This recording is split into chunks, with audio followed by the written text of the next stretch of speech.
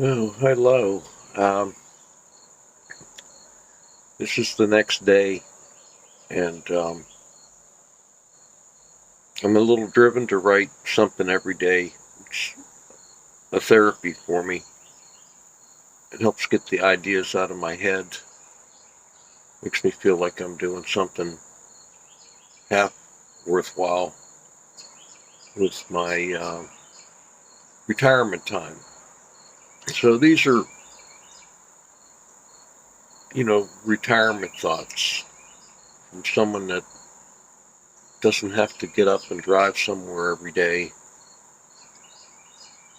and work in the workaday world. So I know they're of limited application to a limited number of people, but it's all therapy for me. I hope it's therapeutic for some other people too. I really do. So this is called Living in Both God's World and Man's Too Critical Race Theory. Two sides to the tale. It's a high-level discussion of philosophy using the KISS method, keep it simple, stupid, of analysis. Plain words in plain language any reasonable human can contemplate, if they are so inclined, by a young graybeard trying to use both heart and mind to sum up what is real about life. I mean, what else can I tell you? Take it for what it is, one person's view, but hopefully applicable to a wider range of things. So much beauty in the world, so much ugliness in our history. One can be born out of the other, depending on what we choose to do, how we act, what we choose to remember.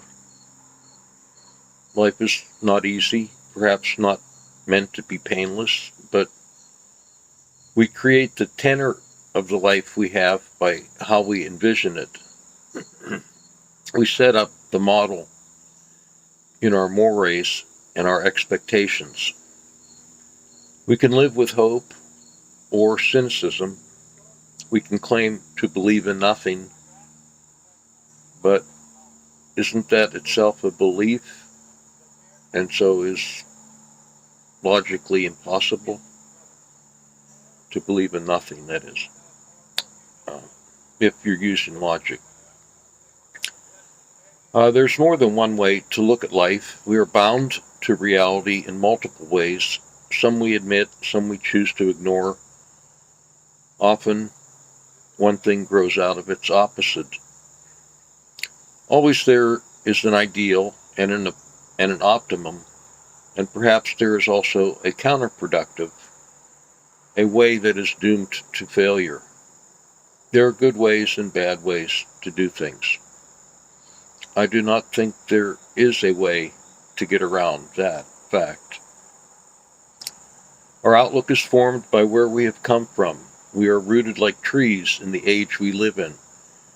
We are bound by our forms and limited in our senses, and by how honestly we are able to look at our essential situation. We have tendencies and often move like amoebas, incrementally, feeling our way through because the mind alone cannot tell the whole tale, and everything is not knowable, and everything is not static, but constantly changing, and there is no stillness. Our languages are many and constantly in a process of morphing as our emotions change. Words are slippery and can change in the meaning we attach to them.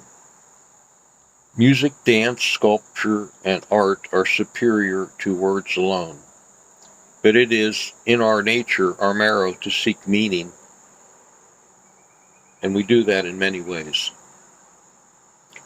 Without a sense of meaning, we cannot live, for we are purpose-driven and must recognize the motivations we possess and own them to feel complete. Often that happens as a rite of passage in some societies, but sometimes that does not happen. Without a sense of mission, human beings may lack in motivation. Thus, one reason we choose war is because it gives us a high motivation to accomplish our mission. Having a sense of mission is a high. Life comes with both highs and lows. Changing gears a little. War is a highly complex affair waged for many reasons and seemingly unavoidable, given man's relative state of advancement. We have reached a singularity in our development as a species. However, when our weapons are so advanced and our world is so intertwined, that the act of war is now counterproductive. Wiser and enlightened humans, military folk, and statesmen, apologies to women for using the term statesmen, but statespersons does not have the same historical gravitas. So, sorry for that. Military folk and statesmen understand that war is the last option, the most messy, wasteful, inefficient, and destructive way of resolving conflict. And of course, it is irrevocable. We can replace materiel, but we cannot bring back those killed back to life or repair those whose bodies were shattered. But there are others who advocate for war who are only in it for the money. Most humans know war is not healthy for babies and other living things.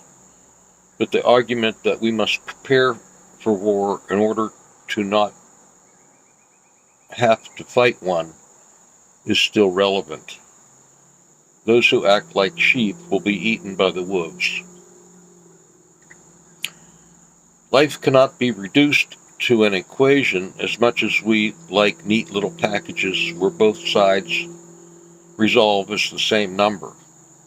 Still, we have an innate sense of justice.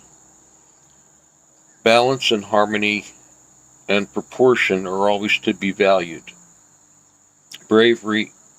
Beauty and bravery exist all around us. We see what we look for.